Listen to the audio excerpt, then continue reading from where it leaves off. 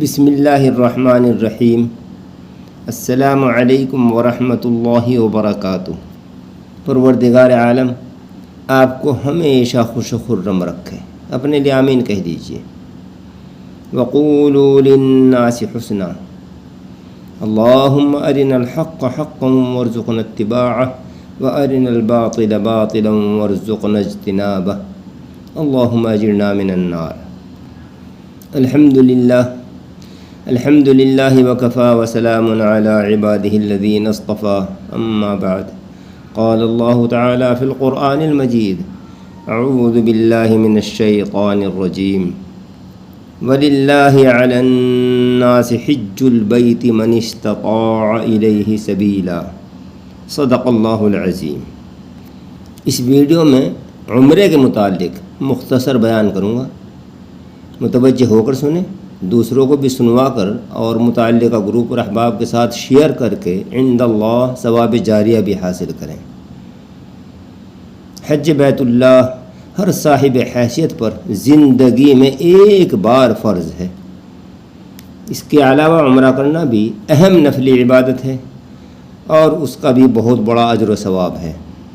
جیسا کہ فرمایا اللہ کے محبوب وجہ تخلیق کائنات فخر دو عالم تاجدار بطحہ اولین و آخرین کے رسول حسن اخلاق کے پیکر یتیموں کے ماوا و ملجا تاجدار مدینہ صاحب معراج سرور کائنات امام الانبیاء ساقی کوثر شافی محشر نبی الامی خاتم الرسل احمد مجتبی محمد مصطفیٰ صلی اللہ علیہ وسلم نے کہ حج و عمرہ دونوں کے دونوں گناہوں کو اس طرح دور کرتے ہیں جیسے آگ کی بھٹی لوہے کے میل کو دور کر دیتی ہے۔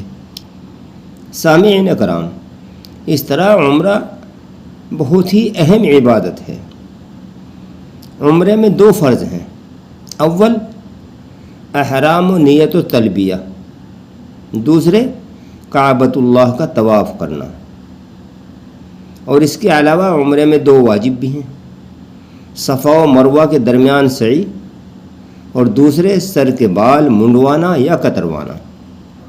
سب سے اول احرام، اور احرام کے لیے غسل کرنا سنت ہے، اور یہ غسل محض صفائی ستھرائی حاصل کرنے کے لیے ہے، اس لیے وہ عورتیں جو حیض وغیرہ کی وجہ سے ناپاکہ کی حالت میں ہوں ان کے لیے بھی اسی حالت میں غسل کرنا سنت ہے، یہاں تک کہ نابالغ بچوں کے لیے بھی احرام کے لیے غسل سنت ہے۔ غسل کرنے سے پہلے بغل اور زیر ناف بالوں کی صفائی کر لیں، ناخن وغیرہ بھی کاٹ لیں۔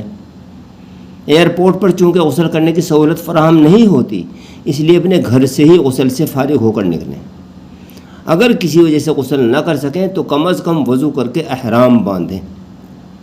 ایئرپورٹ پر ضروریات سے فارغ ہو کر وضو کریں اور احرام کی دو چادروں میں سے ایک چادر تہبند کی جگہ باندھ لیں اور ایک چادر اوڑھ لیں اور ہوائی چپل پہن لیں۔ بعض لوگ لا علمی کی وجہ سے احرام باندھتے ہی اجتباع کر لیتے ہیں، یہ سراسر غلط ہے۔ اجتباع جس مقام پر مسنون ہے اس کا بیان انشاءاللہ آگے کیا جائے گا طواف کے موقع پر، اس لیے اوپر کی چادر اوڑھنے میں فی الحال اجتباع نہ کریں۔ اور عورتوں کا احرام ان کا عام لباس ہی ہے، اور وہ تکونا کپڑا جو عورتیں اپنے سروں پر باندھ لیتی ہیں وہ صرف اس لیے ہوتا ہے کہ سر کے بال دوپٹے وغیرہ کی رگڑ کی وجہ سے گرنے سے محفوظ رہیں۔ یہ تکونا کپڑا احرام نہیں ہے۔ عورت کو احرام کی حالت میں سلے ہوئے کپڑا پہننا جائز ہے، اگرچہ وہ رنگین یا ڈیزائن دار ہی ہوں۔ عورت کو احرام کی حالت میں زیور، موزے، دستانے پہننا بھی جائز ہے۔ خیر، احرام کی چادریں اوڑھنے اور باندھنے کے بعد اگر مکروہ وقت نہ ہو تو ایئرپورٹ پر ہی 2 رکعت نفل نماز احرام کی نیت سے ادا کریں۔ پہلی رکعت میں قل یا ایھا الکافرون اور دوسری رکعت میں قل ھو اللہ احد پڑھیں۔ وہ عورتیں جو حالت حیض و نفاس میں ہوں وہ نفل نماز نہ پڑھیں۔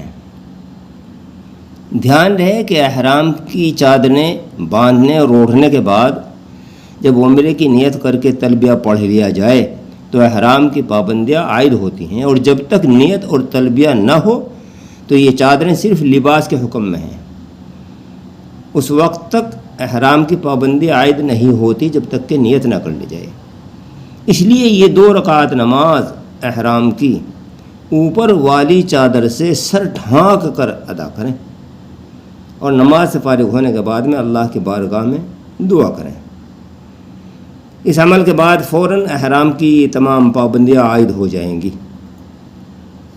بہتر اور آسان یہ ہے کہ جہاز میں سوار ہو کر جہاز کی پرواز کے تقریباً 2 گھنٹے کے بعد عمرے کی نیت کریں اور بلند آواز سے تلبیہ پڑھیں، اور عورتیں ہلکی آواز سے تلبیہ پڑھیں۔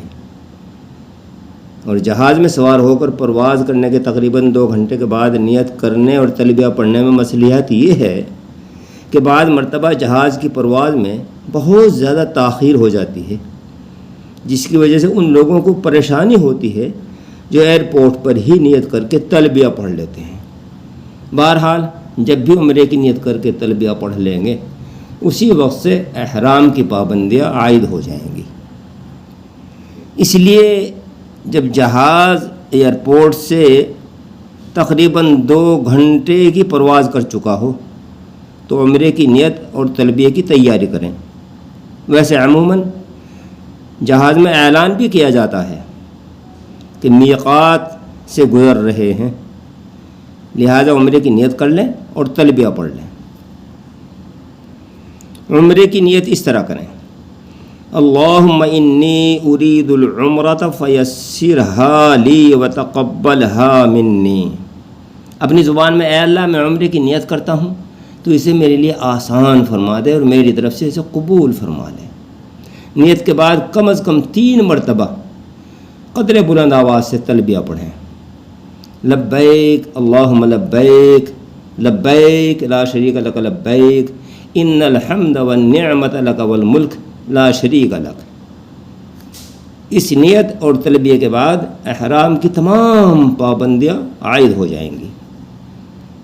اور احرام کی پابندیاں تقریباً یہ ہیں: سلا ہوا کپڑا نہیں پہن سکتے، اپنا سر یا چہرہ نہیں ڈھانک سکتے، رومال یا تولیے وغیرہ سے چہرہ نہیں پونچھ سکتے، ایسے جوتے اور چپل نہیں پہن سکتے جن سے پیر کی اوپر کی ابھری ہوئی ہڈی چھپ جائے، عطر خوشبو وغیرہ کا استعمال نہیں کر سکتے، پھولوں کا ہار نہیں پہن سکتے، بدن کے کسی حصے سے بال نہیں کاٹ سکتے، ناخن نہیں کاٹ سکتے، کپڑوں یا بالوں کی اگر جو ہو تو ان کو مار نہیں سکتے، مچھر کو نہیں مار سکتے، شہوت انگیز باتیں نہیں کر سکتے، کسی سے لڑائی جھگڑا نہیں کر سکتے، خشکی کے جانور کا شکار نہیں کر سکتے، نہ ہی کسی طرح شکاری کی مدد کر سکتے۔ سامعین و سامعات، عمرے کا پہلا فرض تو الحمدللہ راستے ہی میں ادا ہو چکا ہے۔ اب عمرے کا دوسرا فرض ادا کرنا ہے، یعنی طواف کرنا ہے، اور ساتھ ہی عمرے کے 2 واجب یعنی سعی اور سر کے بال بھی منڈوانے یا کتروانے ہیں۔ خیر، باوضو ہو کر اپنے کمرے سے حرم کی طرف چلیں گے تو اپنے اندر مزید خشوع اور خضوع پیدا کرنے کی کوشش کریں گے، دل میں شوق ہو اور بیت اللہ کے دیدار کے جذبے دل میں کروٹیں لے رہے ہوں۔ خدا وحدہ لا شریک کی عطا پر ایک ایک عضو شکر گزار ہو، آنکھیں اشک بار ہوں اور زبان پر تلبیہ کا والہانہ انداز میں ورد جاری ہو۔ خیر، جب حرم میں داخل ہونے کی تیاری کریں تو سب سے پہلے بسم اللہ پڑھیں، پھر جناب رسول اللہ صلی اللہ علیہ وسلم پر صلاۃ والسلام بھیجیں، پھر مسجد میں داخل ہونے کی دعا پڑھیں: بسم اللہ والصلاۃ والسلام علی رسول اللہ صلی اللہ علیہ وسلم، اللہم افتح لی ابواب رحمتک۔ پھر دایاں پیر اندر رکھیں اور اعتکاف کی نیت کر لیں اور نگاہوں کو جھکا کر چلیں، تلبیہ کا ورد جاری رہے۔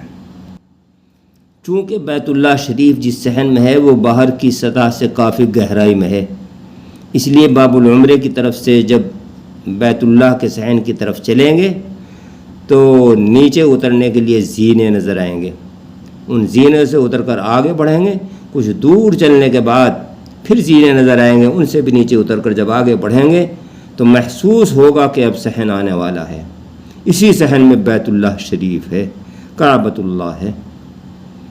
اب ایک دم اپنی نگاہیں بیت اللہ شریف پر جما دیں اور 3 مرتبہ یہ پڑھیں، اللہ اکبر اللہ اکبر اللہ اکبر لا الہ الا اللہ واللہ اکبر۔ پھر ہاتھ اٹھا کر دعائیں مانگیں، اب جو مانگنا ہو مانگ لیں، کیونکہ اس وقت میں خدائے وحدہ لا شریک کی بارگاہ میں اور رب ذوالجلال کے سامنے کھڑے ہوئے ہیں، جس کے تمام خزانے غیر محدود ہیں۔ تمام دعاؤں میں ایک دعا بہت ہی اہم اور بہت ہی جامع ہے، وہ بھی مانگ لیں کہ اے اللہ مجھے مستجاب الدعوات بنا دے، یعنی اب جو بھی دعا جہاں کہیں بھی مانگوں اے اللہ اسے قبول کر لینا۔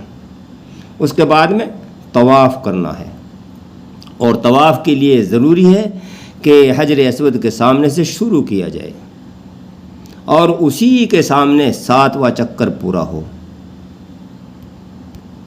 لہذا بیت اللہ کے سامنے دعا سے فارغ ہو کر حرم شریف کے صحن میں آئیں اور حجر اسود سے کچھ بائیں جانب کھڑے ہو کر تلبیہ پڑھنا بند کر دیں، پھر اجتباع کریں، یعنی احرام کی چادر کے داہنے پلے کو اپنی داہنی بغل کے نیچے سے نکال کر بائیں کندھے پر ڈال لیں، پھر طواف کی اس طرح نیت کریں، اللہم انی ارید طواف بیتک الحرام فیسرہ لی وتقبلہ منی 7 اشواط للہ تعالی عز وجل۔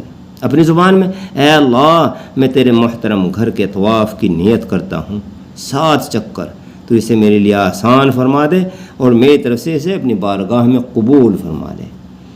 پھر حجر اسود کے بالکل مقابل اس طرح کھڑے ہو جائیں کہ حجر اسود چہرے کے سامنے ہو جائے، پھر بسم اللہ اللہ اکبر وللہ الحمد پڑھتے ہوئے اس طرح دونوں ہاتھ اٹھائیں جیسا کہ نماز میں اٹھاتے ہیں، یعنی دونوں کانوں تک ہاتھ اٹھائیں اور دونوں ہاتھوں کی ہتھیلیاں خانہ کعبہ اور حجر اسود کی طرف رہیں، پھر دونوں ہاتھوں کو چھوڑ دیں۔ اس عمل کو استقبال کہتے ہیں، اور یہ صرف شروع میں کرنا ہے، باقی چکروں میں استقبال کا عمل نہیں کیا جائے گا۔ اس سے فارغ ہو کر حجر اسود کا استلام کریں، یعنی دونوں ہاتھ حجر اسود کے سامنے اس طرح پھیلائیں کہ دونوں ہاتھوں کی ہتھیلیوں کا رخ حجر اسود کی طرف رہے، اور ہاتھ اٹھاتے ہوئے پھر یہ پڑھیں بسم اللہ اللہ اکبر وللہ الحمد، یہ پڑھ کر اپنی ہتھیلیوں کو بوسہ دیں۔ اس عمل کو استلام کہتے ہیں۔ چونکہ حجر اسود پر عطر لگا رہتا ہے اور حالت احرام میں خوشبو کا لگانا منع ہے، اس لیے احرام کی حالت میں حجر اسود کا بوسہ لینے کی کوشش نہ کریں، بس دور سے ہی استلام کر لیں۔ ہاں، جب احرام کے بغیر نفلی طواف کر رہے ہوں تو حجر اسود کو بوسہ دے سکتے ہیں، اور دینا چاہیے، کوشش کرنی چاہیے۔ استلام سے فارغ ہو کر طواف شروع کر دیں، چونکہ یہ طواف عمرے کا طواف ہے اور اس طواف کے بعد سعی بھی کرنی ہے، اس لیے طواف کے شروع کے 3 چکروں میں رمل کریں گے، اور رمل کا مطلب یہ ہے کہ دونوں کندھے ہلاتے ہوئے پہلوانوں کی طرح سینہ تان کر قریب قریب قدم رکھتے ہوئے قدرے تیزی سے چلیں۔ پھر 3 چکروں میں رمل کے بعد اخیر کے 4 چکروں میں اعتدال کے ساتھ چلیں، ان چکروں میں رمل نہیں کیا جائے گا، اور عورتیں کسی بھی چکر میں رمل نہیں کریں گی۔ ہر چکر کے مکمل ہونے پر حجر اسود کا استلام کریں۔ اس طرح ایک طواف میں حجر اسود کا 8 مرتبہ استلام کیا جائے گا۔ یہاں پر یہ بات خاص طور سے دھیان میں رہے کہ طواف کے 7 چکروں میں باوضو رہنا ضروری ہے۔ اگر شروع کے 4 چکروں میں کسی چکر میں وضو ٹوٹ جائے تو دوبارہ وضو کر کے نئے سرے سے طواف کرنا ضروری ہے، اور اگر 4 چکروں کے بعد وضو ٹوٹے تو وضو کرنے کے بعد اختیار ہے کہ طواف نئے سرے سے شروع کریں، یا جہاں سے چھوڑا تھا وہیں سے طواف کر لیں۔ طواف کے دوران بیت اللہ شریف کو نہ دیکھیں، نہ اس کی طرف سینہ کریں، نہ اس کی طرف پیٹھ کریں، بس استلام کے وقت رکن حجر اسود کی طرف متوجہ ہوں۔ سامعین و سامعات، طواف سے فارغ ہو کر 2 رکعت نماز واجب الطواف پڑھیں۔ اگر ممکن ہو تو مقام ابراہیم پر یہ نماز پڑھیں، یعنی ایسی جگہ کھڑے ہوں کہ ہمارے اور بیت اللہ کے سامنے مقام ابراہیم آ جائے، اور اگر بھیڑ کی وجہ سے یہاں جگہ نہ ملے تو تو حرم میں جہاں ممکن ہو وہاں یہ 2 رکعت نماز ادا کریں۔ طواف سے فارغ ہونے کے بعد اجتباء ختم کر دیں، یعنی اپنا داہنا کندھا چادر سے ڈھانک لیں اور اجتباء ختم کر کے ہی نماز ادا کریں، اور مقام ابراہیم پر اللہ کی بارگاہ میں گیری اوزاری کریں، دعا کریں۔ 2 رکعت نماز واجب الطواف ادا کرنے کے بعد زمزم پینا مستحب ہے۔ زمزم کا پانی نہایت ہی بابرکت پانی ہے، اللہ رب العزت نے اس میں غذا بھی رکھی ہے اور شفا بھی رکھی ہے۔ اس کو خوب سیر ہو کر پینا چاہیے، پیٹ بھر کر پینا چاہیے، جیسا کہ حضرت ابن عباس رضی اللہ تعالی عنہما کی روایت ہے کہ آقا دو جہاں رحمت للعالمین رہبر اعظم شفیع المذنبین خاتم النبیین نبی آخر الزمان محمد عربی صلی اللہ علیہ وسلم نے ارشاد فرمایا کہ ہمارے اور منافق کے درمیان میں یہ فرق ہے کہ منافق آب زمزم پیٹ بھر کر نہیں پیتے، اس لیے جب اللہ رب العزت نے یہ بہترین موقع عنایت کیا ہے تو اسے غنیمت سمجھتے ہوئے خوب پیٹ بھر کر آب زمزم پئیں۔ آب زمزم قبلہ رخ ہو کر پئیں۔ آب زمزم پینے سے پہلے بسم اللہ پڑھیں۔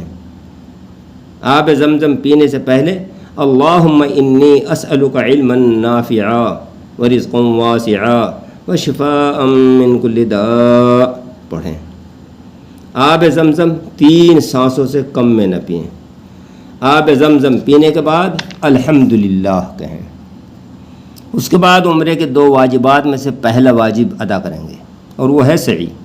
سعی کرنے کے لیے صفا کی طرف جانے کا ارادہ کریں تو صفا پر جانے سے پہلے حجر اسود کا استلام کریں، اور استلام کے بعد سعی کرنے کے لیے پہلے صفا پہاڑی پر جائیں، اور صفا پہاڑی کی طرف جاتے ہوئے ابدأ بما بدأ اللہ تعالی ان الصفا والمروة من شعائر اللہ فمن حج البيت أو اعتمر فلا جناح عليه أن يطوف بهما ومن تطوع خيرا فإن الله شاكر عليم پڑھیں۔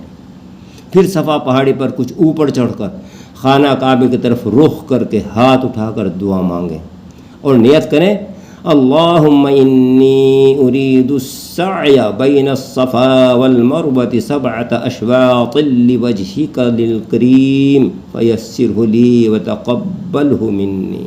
اپنی زبان میں اے اللہ، اے پروردگار عالم، اے خالق کائنات، میں صفا اور مروہ کے درمیان 7 چکر سعی کرنے کی نیت کرتا ہوں، آپ اسے میرے لیے آسان فرما دیجئے اور میری طرف سے اسے قبول فرما لیجئے۔ نیت کے بعد صفا سے مروہ کی طرف چلیں، اور درمیان میں 2 سبز رنگ کے ستون ہیں، وہاں پر اس جگہ کو دوڑ کر پار کرنا ہے، اور یہ حکم صرف مردوں کے لیے ہے، عورتیں اپنی معتدل رفتار سے ہی چلیں گی۔ صفا سے چل کر جب مروہ پہنچ جائیں گے تو وہاں پر بھی قبلہ رخ ہو کر دعا مانگیں گے، اور دعا سے فارغ ہو کر صفا کی طرف چل دیں گے، اور مروہ سے صفا کی طرف آتے ہوئے بھی درمیانی جو سبز رنگ کی لائٹ یا سبز رنگ کے 2 ستون ہیں ان کے درمیان دوڑ کر ہی چلنا ہوگا۔ پھر صفا پر آ کر دعا مانگیں گے، اس طرح 7 چکر پورے کریں گے۔ سعی کا آغاز، سعی کی شروعات صفا سے کرنا ضروری ہے، اور اس کا اختتام مروہ پر ضروری ہے، اور صفا سے مروہ تک 1 چکر اور مروہ سے صفا تک 2 چکر شمار ہوگا۔ اس طرح 7 چکر مروہ پر پورے ہوں گے۔ جب سعی کے 7 چکر پورے کر لیں تو اگر مکروہ وقت نہ ہو تو حرم میں آ کر 2 رکعت شکرانے کی نفل نماز پڑھیں۔ اس کے بعد عمرے کا دوسرا واجب ادا کریں گے، اور وہ ہے سر کے بال منڈوانا یا کتروانا۔ اس لیے سعی سے فارغ ہو جانے کے بعد اپنے سر کے بال منڈوائیں یا کتروائیں، اور عورتوں کو چاہیے کہ وہ اپنے بالوں کو 3 حصوں میں بانٹ کر ہر حصے سے 1 پور بال کٹوا لیں۔ بال کٹوانے کے بعد عمرہ مکمل ہو گیا، اب احرام کی پابندی بھی ختم ہو گئی۔ اب اپنے کمرے پر آ کر غسل کریں اور اپنے سلے ہوئے کپڑے پہن لیں۔ یہاں پر احرام کے متعلق چند مسائل بیان کرتا چلوں۔ دھیان رہے کہ حالت احرام میں احتلام ہو جائے تو اس کی وجہ سے احرام میں کوئی خلل نہیں پڑتا۔ البتہ غسل کرنے میں خوشبودار صابن استعمال نہ کریں، نہ ہی رگڑ کر بدن سے میل کچیل دور کریں، بس سادے طریقے سے غسل کر کے احرام کی چادریں بدل لیں۔ احرام کی حالت میں انجیکشن لگوانا جائز ہے۔ احرام کی حالت میں اگر غسل فرض ہو جائے تو غسل کرنا فرض ہے۔ احرام کی حالت میں جو غسل مسنون ہے وہ غسل کرنا سنت ہے، اور ٹھنڈک حاصل کرنے کی غرض سے غسل کرنا بھی درست ہے، مگر صابن کا استعمال نہ کریں اور نہ ہی میل کو دور کرنے کے لیے بدن رگڑیں۔ احرام کی حالت میں بھی مسواک کرنا سنت ہے۔ احرام کی حالت میں چشمہ لگانا، گھڑی پہننا، آئینہ دیکھنا، احرام کی چادریں تبدیل کرنا جائز اور درست ہے۔ احرام کی حالت میں سر یا داڑھی میں کنگھی کرنے اور کھجانے اور داڑھی میں خلال کرنے سے پرہیز کریں، کیونکہ اس سے بال ٹوٹنے کا خطرہ رہتا ہے، اور اگر کھجانے کی ضرورت پیش آ ہی جائے تو بہت ہی احتیاط سے کھجائیں تاکہ بال نہ ٹوٹیں۔ ان کے علاوہ طواف کے 7 چکروں کی الگ الگ دعائیں ہیں، سعی کے دوران کی دعائیں ہیں وغیرہ۔ اس وجہ سے کہ ویڈیو زیادہ طویل نہ ہو جائے ان کو یہاں پر بیان نہیں کیا گیا۔ خیر، ان مواقع پر جو دعا بھی آپ پڑھیں گے وہ درست ہوگا۔ کوئی بھی دعا اپنی زبان میں یا عربی زبان میں پڑھ سکتے ہیں۔ امید کہ جن حضرات کو اللہ توفیق دے اسی کے مطابق عمل کرنے کی کوشش کریں گے۔ دعا گو ہوں پروردگار عالم میرے سامعین کو عمرے کی سعادت اور حج بیت اللہ کی سعادت نصیب فرما۔ میرے لیے بھی دعا فرما دیں، اللہ رب العزت مجھے بھی عمرے کی سعادت بخش دے اور میرے سفر کو آسان فرما دے اور میری خواہش کو اللہ رب العزت پورا فرما دے، آمین یا رب العالمین۔ جیسا کہ میں نے شروع میں عرض کیا تھا، بنیت ثواب اس ویڈیو کو دوسروں کے ساتھ بھی شیئر کر دیں، اور اگر آج تک آپ میرے اس چینل صدیق بیانات سے منسلک نہیں ہوئے تو اسی وقت اس چینل کو سبسکرائب کر لیں۔ اس طرح آپ صدیق بیانات سے منسلک ہو جائیں گے، جڑ جائیں گے۔ بیل آئیکن کو بھی پریس کر دیں۔ اس عمل سے آپ کو یہ فائدہ ہوگا کہ میری طرف سے جاری کردہ ہر نئی ویڈیو کا نوٹیفیکیشن سب سے پہلے آپ کو دستیاب ہوگا۔ آپ میری دیگر ویڈیوز صدیق بیانات سرچ کر کے بخوبی سن سکتے ہیں، اور ان کے علاوہ میرے دوسرے چینل الصدیق دینی چینل کو سرچ کر کے بھی میری طرف سے جاری کردہ دینی ویڈیوز سن سکتے ہیں۔ جزاکم اللہ۔ زندگی بخیر رہی تو اگلی ویڈیو کے ساتھ پھر ملاقات ہوگی انشاءاللہ۔ وآخر دعوانا ان الحمد للہ رب العالمین۔